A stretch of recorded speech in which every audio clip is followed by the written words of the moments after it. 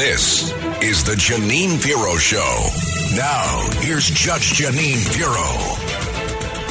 Welcome back to the Judge Jeanine Tunnel to Towers Foundation show. Joining me this morning is Peter Navarro. Peter is an economist who served in the Trump administration, first as deputy assistant to the president and director of the National Trade Council, but he was basically the manufacturing czar, also chief China hawk. Peter doesn't fool around when it comes to China. He's written more books than I can read. And in fact, every book is thicker than all of the books that I've written together. And I've written 9 books, Peter. I think your one book on China is bigger than all of mine. But anyway, it is great to have you on the show, Peter. I have long been a fan of yours, and I have watched as the Biden administration tried to take you apart. But like everyone who worked for Donald Trump, you're tough as nails, and we are thrilled to have you back. So let's talk about a couple of things. You were in the White House. You were there during the Trump administration, and you have just written an article, and I am reading it. It's about Trump's 4-star bully chief of staff, John Kelly, was a traitor within the media. And it's was a traitor, period. Blaze.com, if you want to read it. Talk to me about John Kelly, who has used every opportunity in the last couple days to claim that Donald Trump is a fascist. I don't know, did he call him Hitler? I mean, it's the same playbook. But talk about this 4-star general that the president brought in and who's done nothing but trash him to the American people. Well, it makes me angry to see him playing court jester to the New York Times King of Spin a couple of days before the election. I mean, that's just one more election interference. Now, here's the thing. John Feckless Kelly, I spent over 500 days with this SOB, and he was a coward, a bully, and a traitor to this country. Everybody needs to know it. And the first indictment, the most important indictment, Judge, he's a 4-star general. Yep. Every 4-star general to every buck private knows the most important principle in the military is what? Chain of command. That son of a bitch, Kelly, refused repeatedly to obey the direct orders of his commander-in-chief, Donald John Trump. I saw this repeatedly in the White House, in the Oval Office.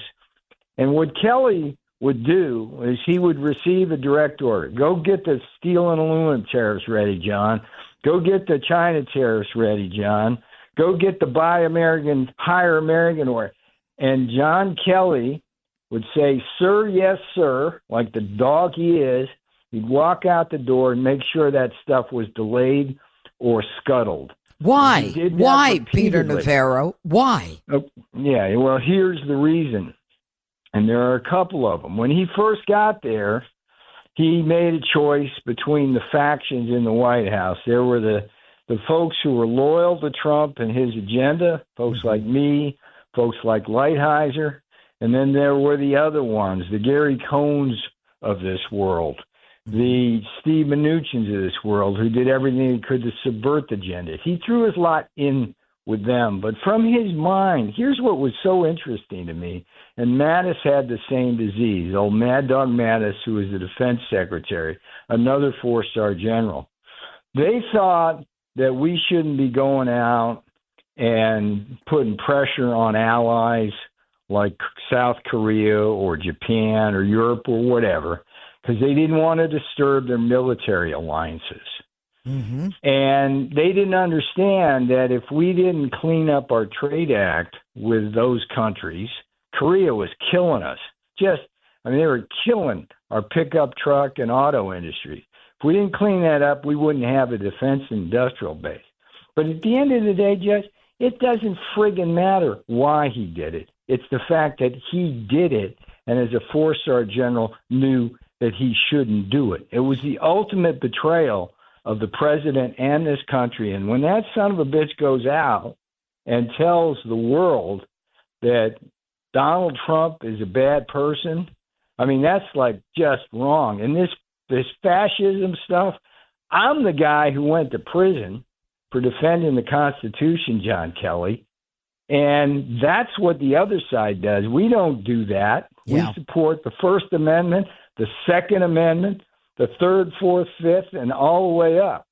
And that's, I mean, the other thing with John Kelly that needs to be aired here is one of the most scurrilous things he did was he let this guy, Rob Porter, the staff secretary, this guy could not get a high-level security clearance because there was allegations. I remember Rob Porter. Rob Porter. This was early on. There were the claims that he beat a girlfriend or that two wives. Ooh, 2 wives. Yeah. Okay. And they had pictures and everything like that. I mean, right. I don't want to try Rob Porter on this show, but the fact of the matter is there were these allegations with credible evidence that were hidden from the president and the public. And Porter, see, here's the thing. Porter was one of the rhinos. I mean, he was no friend of the Trump trade agenda, right. to be clear. And by the way, just to make a point, Peter, just to make a point, none of the Bushes have come out for President Trump. I mean, while you've got the Democrats lined up, the half-dead ones, but go ahead. Yeah, I mean, look, Porter was he was straight out of the Republican version of GQ, man. He looked. Yeah, I remember. He's good looking. Yep. I mean, but he had these dark secrets, and I saw his temper once when I was in his office and he slammed. I mean, it was he went from 0 to 60 in a second. So I've seen that side of his temper. But the point is not to talk about him. Right. So much as the fact that the staff secretary, it's actually one of the most important positions that you've never heard of in the West Wing. Because this is the guy who takes every document the president signs to him. And so the staff secretary sees the highest security clearance, everything. This guy didn't have a security clearance. And Kelly hid that. He hid that. And when it came out, it was very embarrassing to the president. And it wasn't good for this country. So, I mean, I could go on and on and on. I mean, it's why? But why would he do that? I mean, you've got the commander in chief. You've got someone who is holding his, most precious documents, and Kelly is trying to cover up for him. But at some point it broke. That's why I remember this story. And I take no position. I don't know anything about Rob Porter other than he lost his job. So, but Kelly knew that he didn't have that clearance. Was aware of it and hid it. And look, the guy, when he came in, he was not prepared for the job. I mean, one of the things you have to do is let's talk about the media. Let's talk about John Kelly. Why does he have this problem? He is a 4-star general, Marine, and it's unusual for a Marine, but it's treasonous to refuse to obey the orders of the commander in chief. Yes. And what orders? I mean, when the president told him to do things, he just wouldn't do them? Worse, he wouldn't only not do them, he'd actually work to hide documents so it couldn't get done. And the other thing he used, it was his typical bureaucratic technique in Washington, the way the swamp gets you. He would revert to this thing called the PCC process, right? So the boss would say, here, do this, okay? If he had told me to do it, I could have had it done by the end of the day with it. Yeah, well, you're like he tells you're Kelly warp to speed. do it. The next thing you know, it's 3 weeks where the stuff's got to go throughout the bureaucracy, the low-level bureaucrats, work its way back up the chain, and by the time it gets back there, it's he did that repeatedly. So why was he doing it? Look, these rhinos, these people, they just don't believe in the agenda. Now, 4 years later now, we're a long ways. People understand that things like tariffs are important protections. When Trump put them on, it protected American workers. There was no inflation, and they worked, and it's fine. But back in the days, I mean, I was me and Lighthizer, and the boss, we were the only people in there who really supported the Trump agenda. I mean, it was extraordinary, Jeanine. I mean, yeah, that is shocking. That really is. But you know what I want to get to? What does he gain by trashing the president? What does he get out of that? Look, there were so many people who tried to get around the president who weren't elected, who thought that they were doing the best thing for whoever, like Gary Cohn. He comes in as the National Economic Council director, right? He's representing Wall Street's interest. He knew that if he went there and blocked the president's trade agenda, he could go back to Wall Street and all his buddies would pat him on the back and say, hell of a job, Gary. So that's what these people, I mean, they think somehow they're more important than the people who elected the president and the president himself. It's a disease. And I just see it time and time again, and they justify it in their own mind on the grounds. Gary Cohn didn't do this. Gary was, he was just trying to make money. But Kelly thinks he was doing the honorable thing when he was doing the treasonous thing. I got you. Let's talk just for a moment. Let's talk for a moment. A couple of minutes we have left. Sure. The Trade Act and the tariffs. There's a lot of discussion today about tariffs and whether or not they're a good thing or a bad thing. How about you just tell us in a few sentences and relegate it to like a third grader at this point for me, not my listener. Talk to me about tariffs. Why is that? Why was John Kelly listening? Is that what you? No. Okay.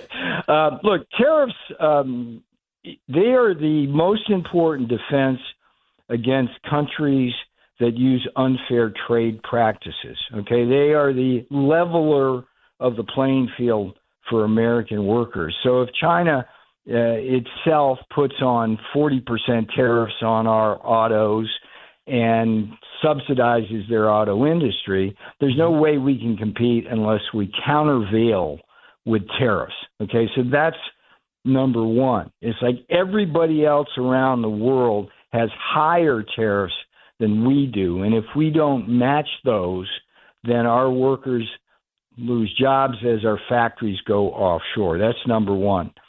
Number two, there's actually a very interesting theory and data in economics which shows that big countries like the United States with big markets can use tariffs actually to keep inflation down. How does that work? It's like you put the tariffs on, and a country like Communist China, which is heavily reliant on this market, faces a choice. It can either not sell as much to us or it can lower its prices. What's it do? It lowers its prices. So tariffs are just a great thing. We had a thing that really the boss wants this done early, and maybe we can get Congress to do it because it's sensible. Reciprocal Trade Act, right? He did it in his 2019 State of the Union speech, right? It simply says that if a country has higher tariffs than the United States, we give them a choice. Either they lower their tariffs to ours or we raise ours to theirs. Yep. Now, how sensible is that? That makes perfect sense to me. I mean, it's called equality. It's so like I hit my mark on that. Yep. Well, we do higher. Okay. Yes. Well, there's a lot of people who are saying tariffs are the reason inflation's so high. And I kind of sit there and I say to myself, Jeanine, you were never good in economics. But one last question. I have to tell you. 4 years of tariffs and we didn't have inflation. So. Yeah, well, you know what? There you go. The inflation's Kamala Harris is overspending. She was the tie-breaking vote on the two biggest budget-busting hills in American. By the way, Peter Navarro, you know you haven't changed.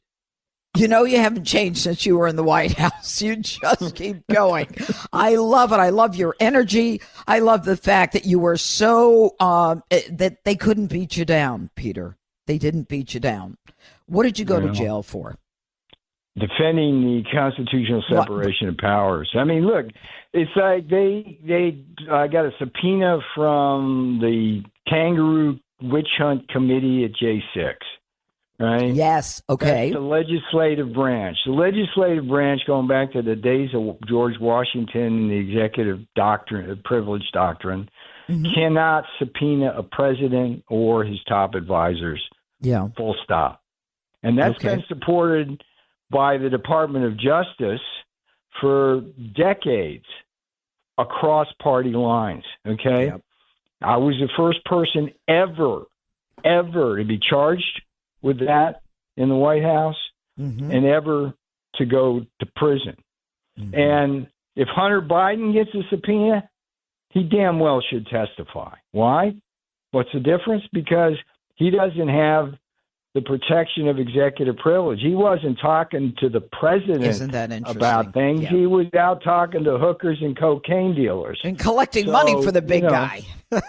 Yeah, all right. Exactly. Peter Navarro. So I took one for the team. Yeah. The case will go to the Supreme Court, and if I win, I will have successfully defended the Constitution, and that's why I took the bullet for the team. All right, Peter Navarro, it's great to have you on the show and to give us some insight. By the way, on the 5, and I love this moonlighting you do because I'm a big fan of Johnny and Rita and WABC. Yes, they're great people. Anyway, Peter Navarro, great to hook up with you again. All right. And listen, we've only got 7 or 8 days, 9 days at Sunday. But it's going to seem like a lifetime and go by in a blink of an eye. Yes, it will. Peter Navarro, thanks so much for being with us. All right. And folks, never forget, that's the promise we made on 9/11. Join the Tunnel to Towers Foundation on its mission to do good in honor of America's heroes. Donate $11 a month at T2T.org. That's T2T.org. This is the Judge Jeanine Show.